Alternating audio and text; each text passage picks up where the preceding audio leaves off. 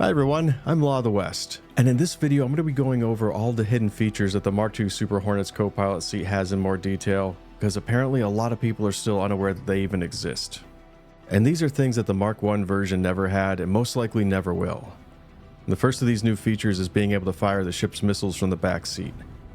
And the reason why this is so effective is because it allows the co-pilot to enter the turret and use its full range of motion to look in a 360-degree circle. And from there you can lock onto targets that would normally be outside of the pilot's peripheral view. And when you fire the missiles, they'll arc and turn to hit the target even if they're flying at an oblique angle to the ship. And this can help to overcome some of the limitations that the pilot has, especially if they're not using a Tobii eye tracker. And this feature alone gives the Mark II Super Hornet a big advantage in combat over a lot of the other fighter craft. If you have the Super Hornet's default turret equipped, then both crewmen will have access to 8 more Size 1 missiles.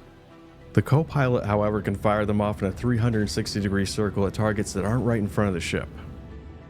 Some people like to point out that you can access the remote turret from the pilot's seat, but unfortunately you can't fly the ship while you're in this mode regardless of what seat you're in. And the workaround for this is to set the cruise control by pressing left alt plus C. But that's going to lock you into only being able to move in a straight line and at a constant speed, which is one of the worst things you could be doing while you're dogfighting. The second under the hood mechanic that they just kind of stealthed in was that you can actually fly the ship from the co-pilot seat. And yeah, I know, what a novel idea since it's actually called being a co-pilot seat. But you can't do this with the Mark I. Yes, it cannot co-pilot from the co-pilot seat, which is something that's always bugged me about it. It may end up being a bit of a challenge to see things clearly all the way from the back seat, but if it becomes too much of an issue for you, then you can always go into the exterior mode by pressing F4. And having this feature can be a creative solution to a lot of problems, especially if your pilot has already gotten out of the ship and you need to reposition it for whatever reason. This eliminates the need to have to get out, get back into the pilot seat, move the ship, get out again, and then have to get back into the co-pilot seat, which is going to end up being even more difficult to do if you're being shot at. And being able to skip all of that can end up saving you a lot of time and hassle. So those are two of the best under the hood mechanics that they've added to the co-pilot seat.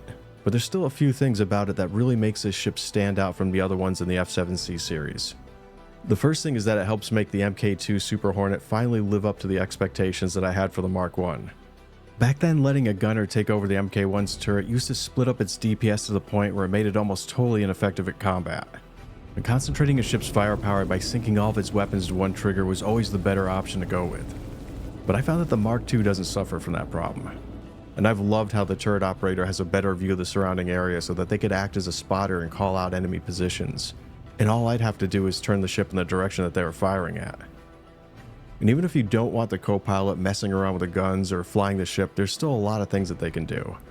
For instance, you can let the co-pilot handle doing certain tasks like redistributing power, which frees up the pilot to pay more attention to doing things like keeping you both from being killed.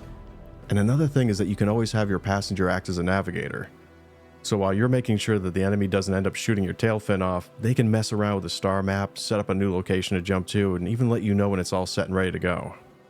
I found that for the most part, I still only tend to use the backseat as a safe way to transport another player around. And by safe, I mean that it's safer for them because they're being flown around in a state-of-the-art fighter craft. And it's also a lot safer for me because they can't shoot me in the back or run around and sabotage the ship while I'm busy flying it. I found that there's always going to be someone who wants a ride. It could be an org mate, a party member, or just another player who needs to be rescued. And having that open seat has come in handy more times than I can remember.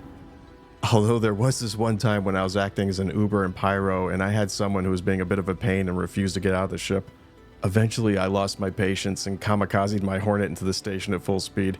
And just at the last minute I ejected so that they blew up right along with the ship and I floated effortlessly back to the station safely. And the funny part is that I ended up with a bunch of invites afterwards to come join some pirate orgs from the people at Ruin Station who are watching all this go down. So bottom line is I might have to change my name to Outlaw of the West now.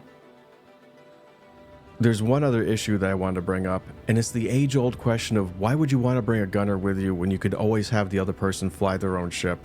And I can't argue with that, and I'm not going to try to because it seems like it's always going to be better to use 2 Super Hornets than it is to fly one that has a co-pilot.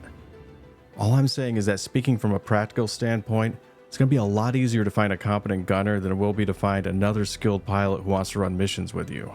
And this is going to be especially true if you're a solo pilot. So using 2 ships may not always be an option, while running with a gunner is going to be a lot easier thing to pull off. Well, that's going to be it for this video on the features that are associated with the Super Hornet's co-pilot seat. I've been your host, Law of the West. Thanks for watching, and take care.